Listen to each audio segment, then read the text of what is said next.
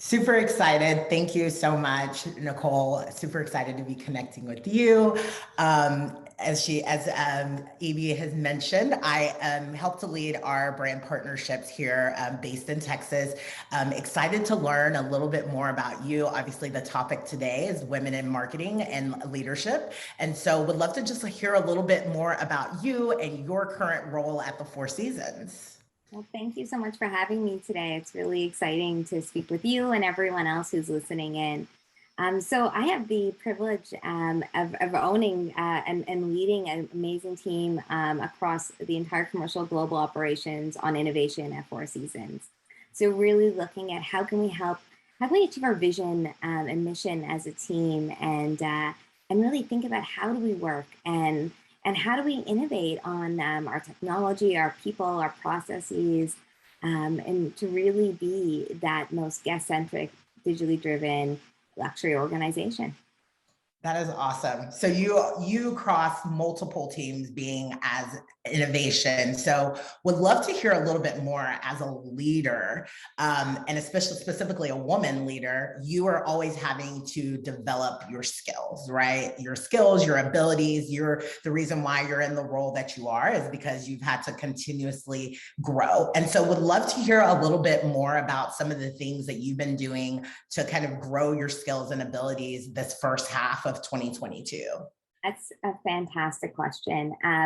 And you know what, it's actually really interesting because one of the things that I'm looking to do, especially around the Agile space, is not only build my skills and capabilities, but build those of my team and across the commercial team as well. And I'd say one of the things that we're most focused on right now, and this is for myself as well as for the team, is on focus. So how do you focus? How do you, I think that is a really big thing in today's environment where we're bombarded by so many things that we want to do, so many companies we want to work with, so many opportunities. And how do you focus and really start small to build that momentum and to get the ball rolling? And I think that that's been a key area for our team and for myself as well of, how do you take these big meaty projects and these aspirations that we all have and really start to narrow it down and drill down into, what can you do today? And what is the building block and the momentum that you can build to get to where you want to go? That's so great. I feel like in my life, focus is always a thing, right? Like you have all of these different projects, these different objectives, goals. And so kind of breaking things down, like thinking of the overarching goals and then breaking it down and focusing on one thing at a time. I love that. I guess kind of want to talk a little bit more about being a female, right? It's the topic today as women in marketing. And so as a female leader, I know personally I've experienced barriers. And so just kind of curious on, have you had any significant barriers as you've been coming up in your career? And then how have you confronted any of those gender related things to kind of overcome that to be in the position where you are today?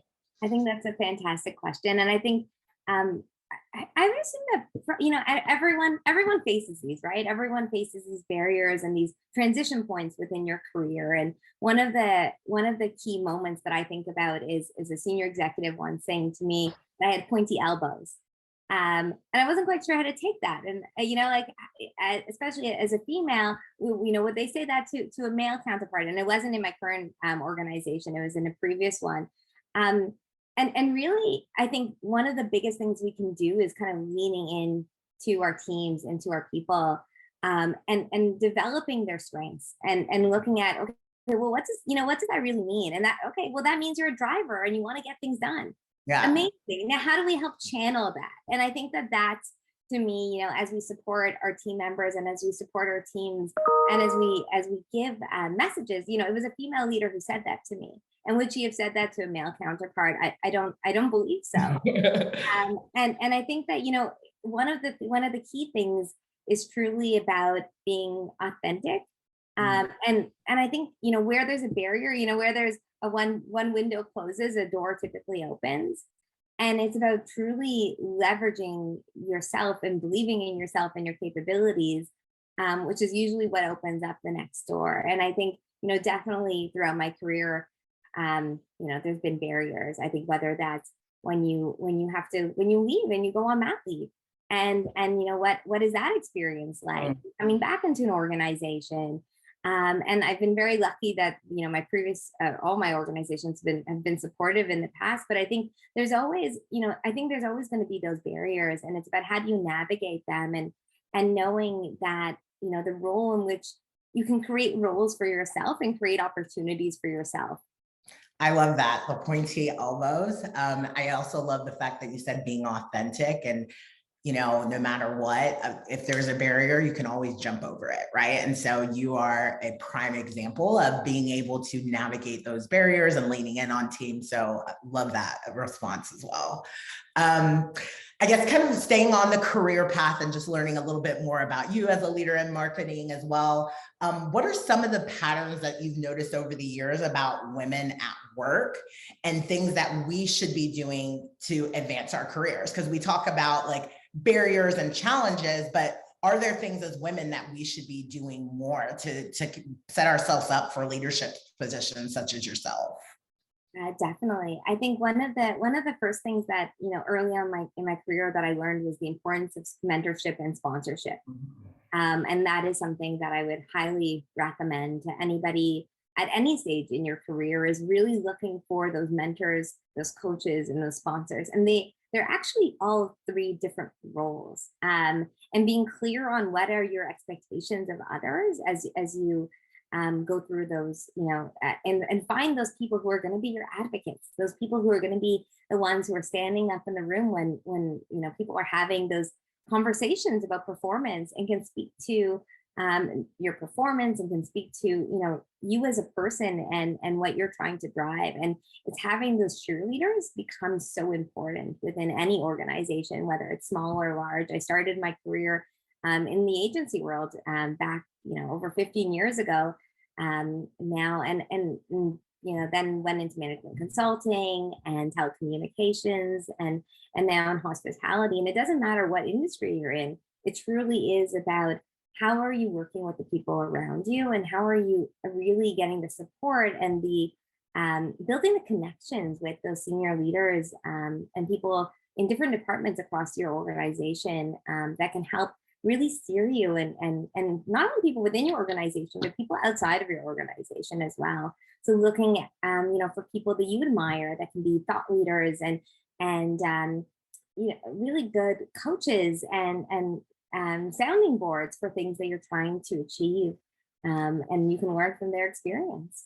So do you feel like you put yourself, was it just like kind of an organic thing where, hey, you're in a certain team and you see it's your manager, or did you go and seek out people who were successful mentors, whether it's men and women, to get those mentors, coaches, and then you were able to connect with them throughout your career? I have tried everything. I think I'm trying to selfishly get some advice as well. It's one of the hardest things. Yeah, it is, and it's hard to ask, right? Right.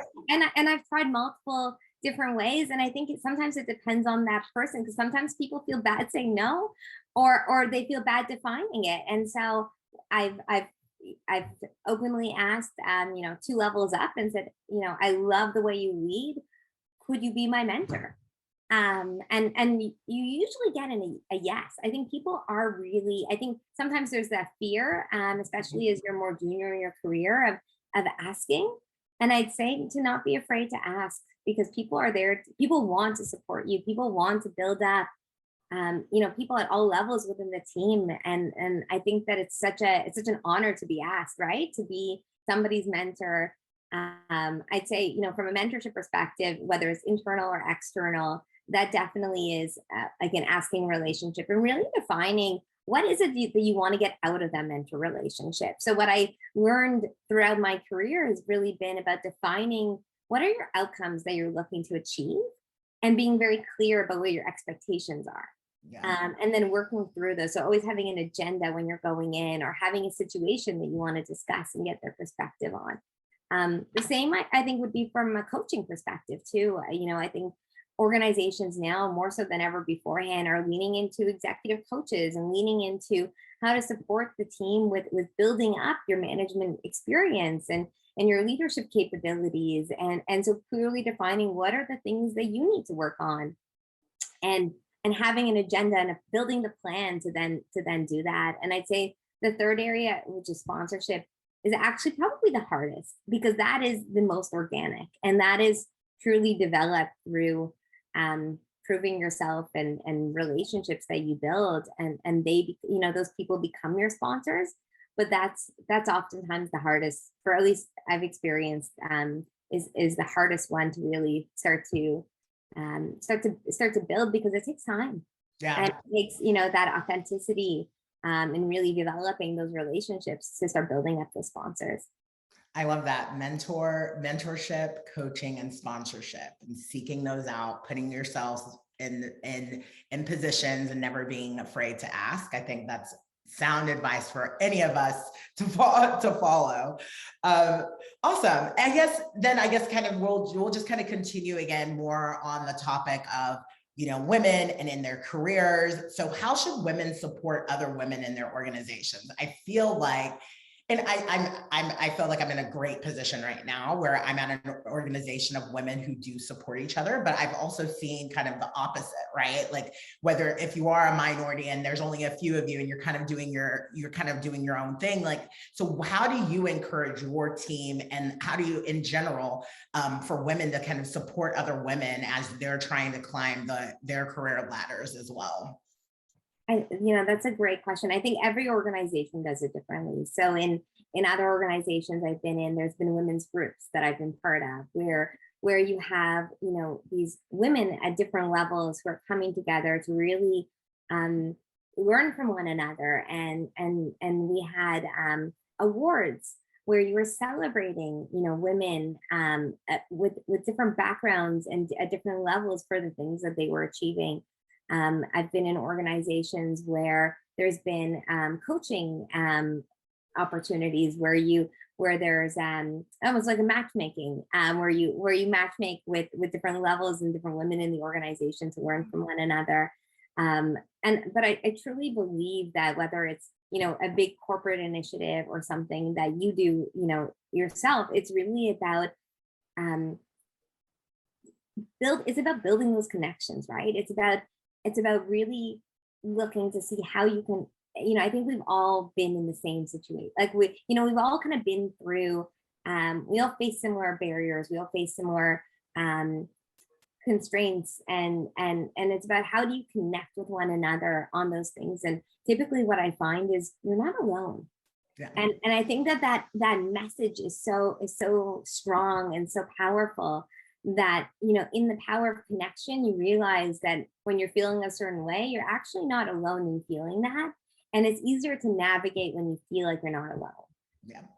And so it truly is about building I think across, and then also to the second part of your question around how do you support people on your team and support people, it's about really developing everyone and looking at where I'd say a part of it is approaching everyone really as an individual of what are they looking to drive and develop, and really leaning into that within your team. I've been very lucky to have led many unbelievable women in my career, and they're doing amazing things now, really around the world. And it's always so special to keep in touch and to see how you are having this impact on people, and helping them grow and develop and achieve the things that they're looking to achieve in their careers and in their lives. I love the idea of kind of organized women's groups celebrating women. I think that's amazing. As well as I agree, kind of leaning in, we're going through similar things, whether it's balancing being a mother and being a career woman, or just balancing the challenges of depending on what industry you are, and if you're in a male dominant industry or company, but really being able to just support each other and having that allyship, I think is super important as well. So amazing advice there. Yeah. I guess next question, kind of same vein, next generation of female marketers, right? I have a lot of friends, where they're either it's their sisters or siblings or cousins or whatever are graduating, wanting to kind of get into the marketing field. We have Gen Zs, we have people, you know, really looking to, whether it's influencer marketing, kind of whatever. Like, what is kind of your advice as a leader on for the next generation of women trying to enter into the marketplace? And do you think that they're going to have it a lot easier than you did when you were kind of coming through? So my core belief is I think that they will, which is exciting, right? Like, if I was reflecting the other day when I did my MBA, it was now I was realizing how long ago it was. You know, in my class there was 24% women, and I was surrounded by such a male dominated class. And I think that, you know, in talking to, I'm currently working with an MBA group right now and in innovation, and they were saying that their current split is 50-50. That is awesome. Right? Like, that is awesome. So I graduated in 2010 from my MBA, and you know, to see in, you know, 12 years, you now have the significant shift in terms of the percentage of people who are, and the equality and the dynamics that's changing. And I think that to me is really exciting. So I think that it does change because of that. I'd say that the biggest thing is to be your authentic self, to ask, you know, to put up your hand and don't be afraid to ask, and to realize that other people have been there before, and they're looking to support you and help. They're looking to be there. And, you know, kind of getting back to, you know, what we were talking about beforehand, I think, you know, it's looking where you've been in, you know, you've gone through certain experiences. Where can you lean in and help other people who are now going through those experiences? So whether it's, you know, you've been on mat leave before, and now there's a new cohort of people who are going on mat leave, you can share about your experience and how do you help set them up for success in coming back. And or whether that be you know, going into managerial positions for the first time, and what, you know, what does it mean to manage people who were previously your peers, and how do you do, and I think that, and you know, I don't want to generalize, but sometimes oftentimes women have a different strengths than men in terms of how they manage up, how they manage across, and how they manage down. And it's about sharing, how do you use that to the ultimate potential? How do you drive that collaboration? How do you really, you know, utilize your strengths as a unique individual and do that with, you know, in the most effective way? That is, I love to hear the shift that you were saying. I mean, I've seen it just in personally, of like when I first started working with a company that was 90% women, to working at a kind of a 50-50 company in terms of women to males now, and just to hear that you're seeing that as well with that next generation being that split. I love that kind of as well.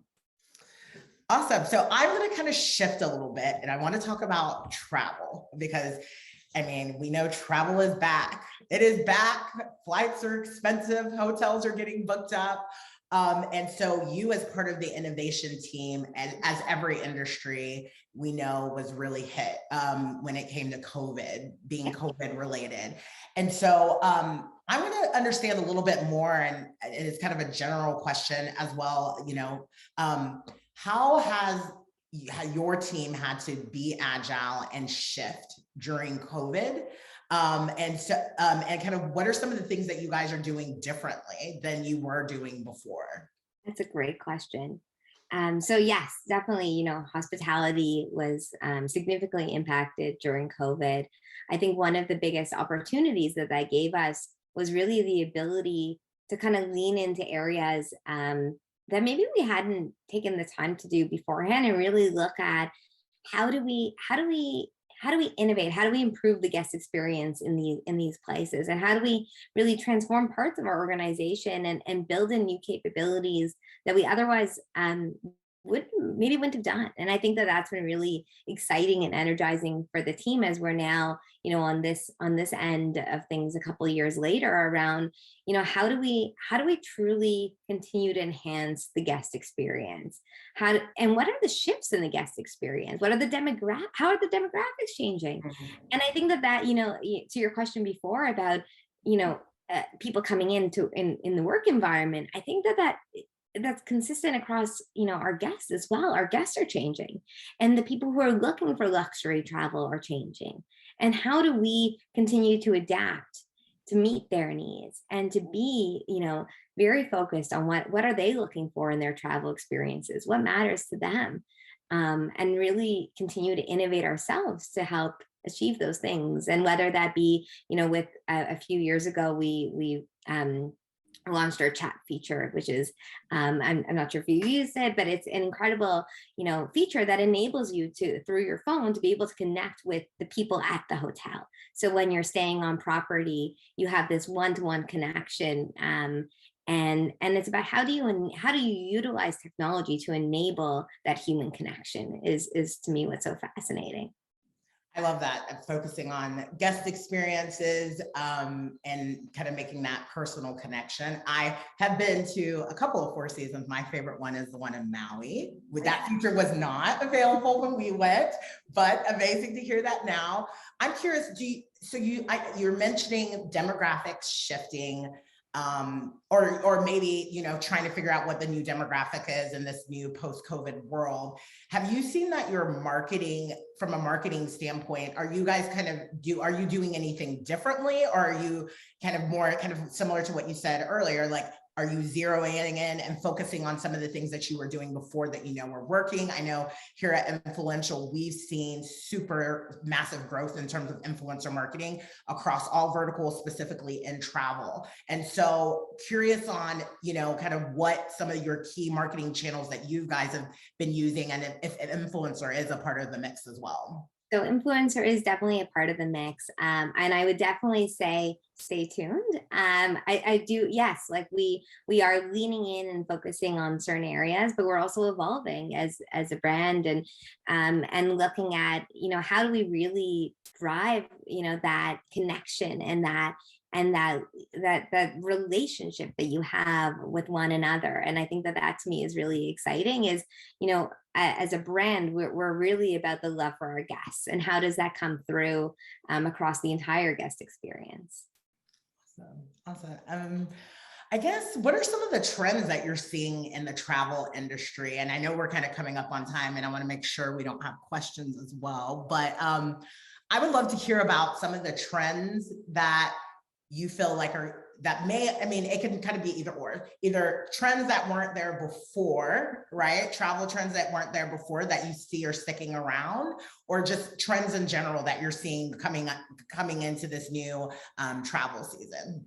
That's a great question. I'd say it's interesting because I think some of the key trends, I don't know if they've changed, but I think that they've maybe accelerated. But there's, the trend of personalization, and how are you driving personalization is a really interesting one, especially with the changing cookies and all of the different legal sort of requirements globally.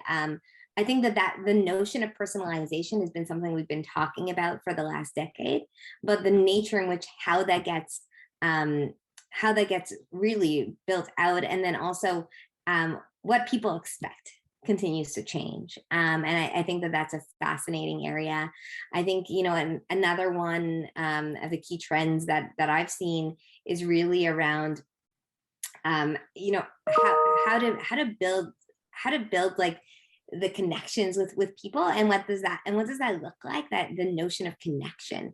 And I think the third one is experiences. People are looking to experience things. People are looking to see what's out there, to see, I think that there's a reason why influencer marketing has really taken off in the way that it has, because people are looking for entertainment. They're looking for those things. And so really about how does that come to life? And of course, I think, looking at certain markets enables you to kind of see what's coming. And so back in 2019, early on, we were looking at China and saying, what's going on in China? What are some of the key trends that we're seeing there? And how is that going to influence the rest of the world in some of the things that were going to become, commonplace? And I think, if you look at that environment, back 3-4 years ago, it was very much about using your mobile device to scan QR codes. We weren't doing that in North America 3 years ago, but now it's commonplace, right? You go to a restaurant, and most of the time you don't even get a menu anymore. I know. And It's, right? I didn't even know how to use QR codes until COVID. I mean, shameless. I mean, I did, but like, I agree. Like, it wasn't commonplace, and to see those trends, and I completely agree. Like, keeping our pulse on China and what's going on there, because it typically will end up coming here, whether it's right away or a couple of years later. Completely agree with you. Things like live shopping is another one. I think that there's a whole host of different ways in which we're interacting with one another that's shifted based on COVID, and there's been an acceleration in terms of adoption, and so it's always interesting to watch. But I think by and large, people are looking for an automated, contextual, personalized experience, and it's just about the how. That's awesome. I guess let's talk about, I guess, how your team, and it kind of goes on to the same vein about adjusting your marketing strategies. So, because you're talking about personalization, you're talking about contextually doing things. Is there anything that you guys are doing this summer, this upcoming season, that's really kind of adjusting some of those marketing strategies that you guys were doing, whether it's earlier on the year, pre-COVID? Just kind of curious a little bit about your marketing mix right now as well.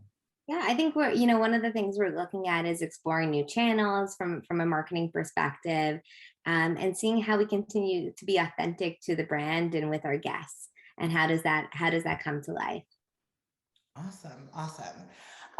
Perfect. So I'm going to shift back, I guess, back to kind of women in leadership. I definitely wanted to hear, just curious, just because of the travel industry and how it's that.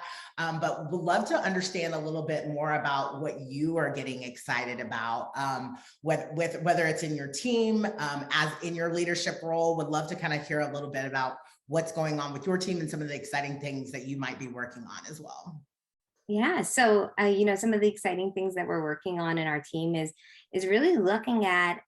So one is, how do we bring agility into the commercial team? So how do we start to really focus and be able to really drive to just being closer to our guests? I think that to us is just so important. Is the guest is really at our core, and so how do we drive our experiences to deliver on everyone's expectations, and for the whether it's the digital experience or the in-person experience to be as exceptional as one would expect from Four Seasons.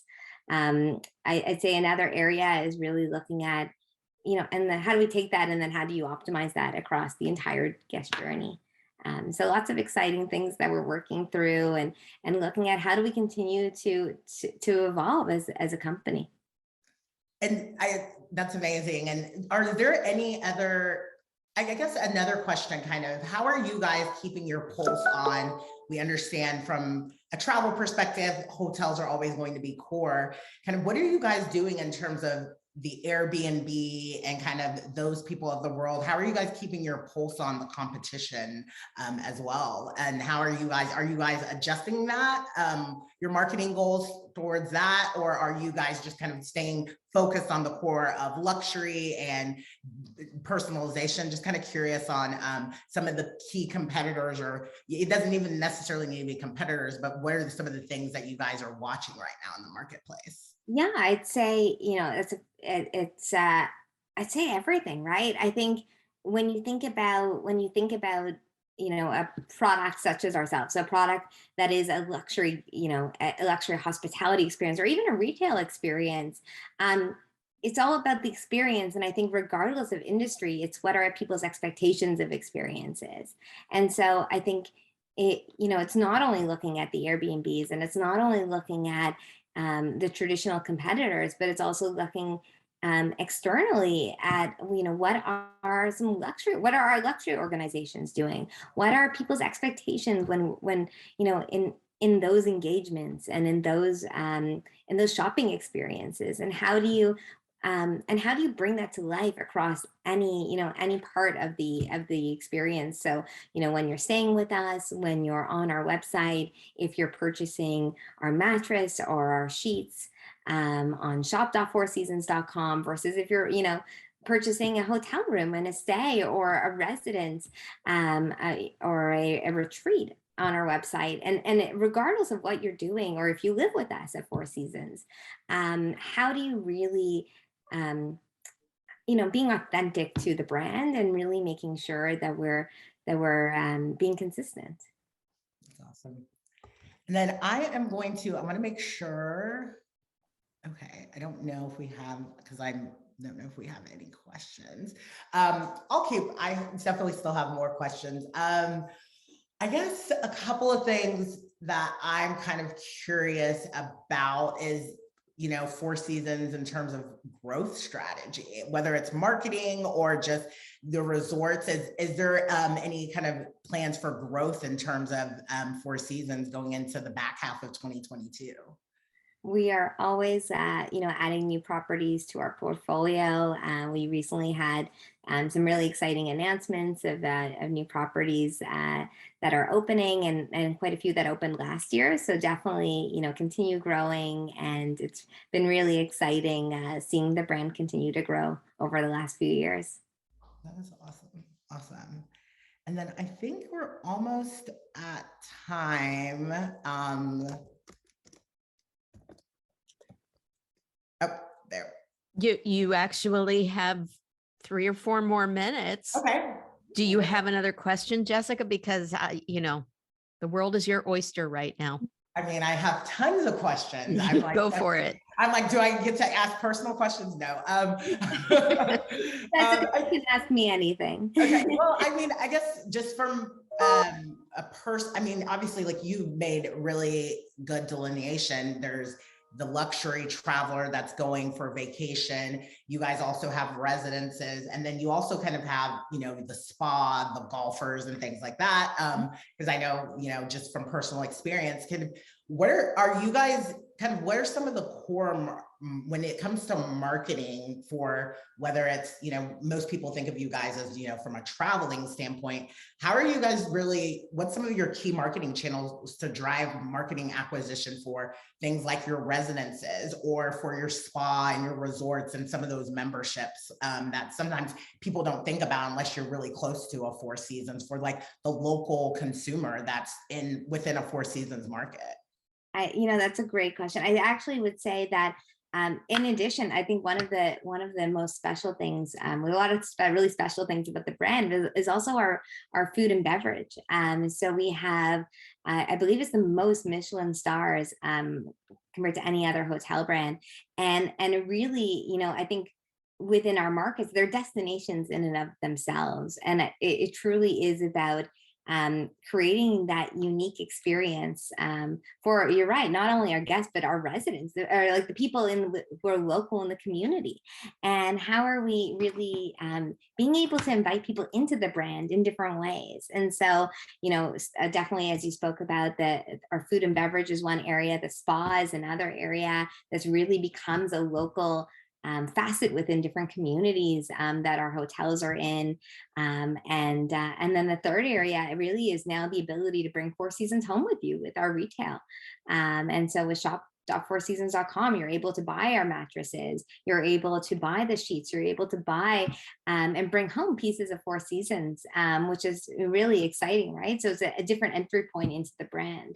And then, of course, I think we also have our other products like our jet and our jet experience, where you can book to travel to multiple Four Seasons destinations and really have that, end-to-end really unbelievable experience where we've curated an entire travel itinerary to you. So it really is across the board as we think about, what are our guests looking for and what our community is looking for. That is amazing. And I did not know about the shopping, which is kind of dangerous. As I said, we're always innovating. It's I highly recommend it. Like, and I mean, I'm based in Texas, and just from personal experience, my brother was a golfer, and we spent a lot of our Mother's Days because he was a member of the golf at Las Colinas. So we did a lot of, I can attest to the restaurants, right? So a lot of Mother's Day brunches and some of the events that they would do around Easter and things like that. So that is awesome as well. I like the idea that I can have a Four Seasons mattress at home. And Stephanie Gallo from EJ Gallo was just talking about how we're consuming a lot of wine at home.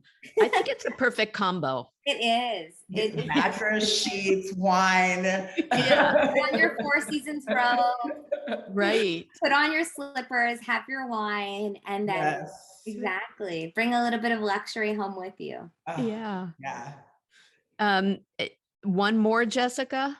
Yeah. Go for it.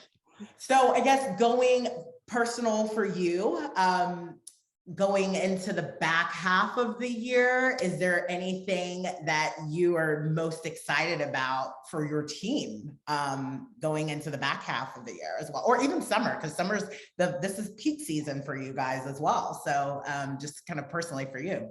So one of the things I'm most excited about actually is building my team. So I'm currently in the hiring process and building my team, and it's always so much fun. I think it's such a fun experience where you're building this team, you're building this this engine that really is gonna go and achieve such amazing things. So I think for me, that's what I'm most excited about is building the team, bringing in some incredible people, and then focusing on a few really exciting initiatives that hopefully you'll be seeing shortly.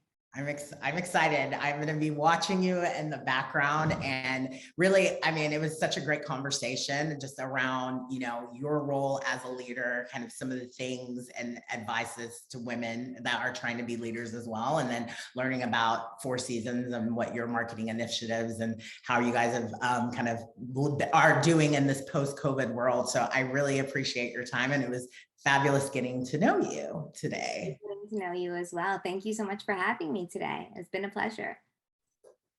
And I have to second that or third it. It was just terrific. This has been so inspiring for all of the women in brand marketing that we've been hearing from, and to see all of the comments in the chats and engagement happening there. And Nicole, you prove once again that you are the definition of innovation and agility. So thank you. Thank you so much for having me.